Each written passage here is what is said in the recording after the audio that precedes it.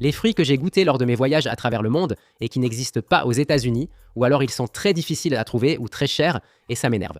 Premièrement, je reviens juste de Chine, du Sichuan, et j'ai mangé ce truc. Ça s'appelle Bingtun ou Ice Jelly. Apparemment, c'est fait à partir des graines écrasées de la plante Shoufly. Je ne connaissais pas, c'est une sorte de gelée très cool sur laquelle ils ajoutent du sirop de sucre brun. À mon hôtel, il y en avait chaque matin au buffet du petit déjeuner. Puis nous allons au Brésil et découvrons deux fruits étranges, jabuticaba et cupuaçu. J'ai toujours voulu goûter le jabuticaba car il est vraiment étrange. Ce fruit pousse sur le tronc et les tiges, pas sur les branches. Je l'ai goûté. Le goût rappelle le raisin et la myrtille, mais les pépins sont agaçants. Il faut toujours recracher les pépins, mais ça va. Le vrai gagnant, c'était le cupuaçu, qui semble d'abord être l'un des fruits les plus laids. Ça ressemble à une pomme de terre et l'intérieur n'est guère mieux. Ouvert, on dirait une larve fétale gluante et étrange.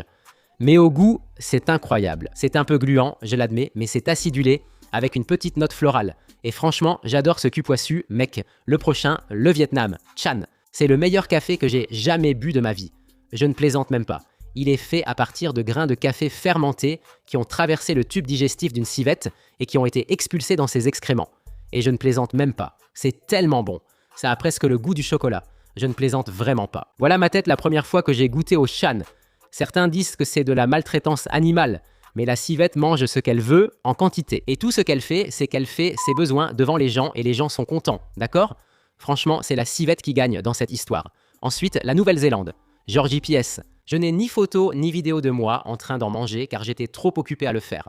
Beaucoup d'anciennes colonies britanniques ont des tourtes à la viande, mais pour moi, les kiwis les ont perfectionnées. Pourquoi? Dans la plupart des pays, les tourtes à la viande restent rondes et faites dans un moule à tarte.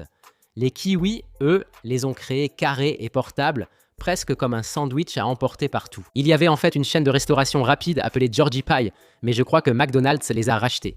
Mais le concept de la tourte carrée et portable, c'est vraiment un truc de kiwi, et ça, j'adore ça, ça me manque. Je ne comprends pas pourquoi les tourtes à la viande n'ont jamais vraiment percé aux États-Unis.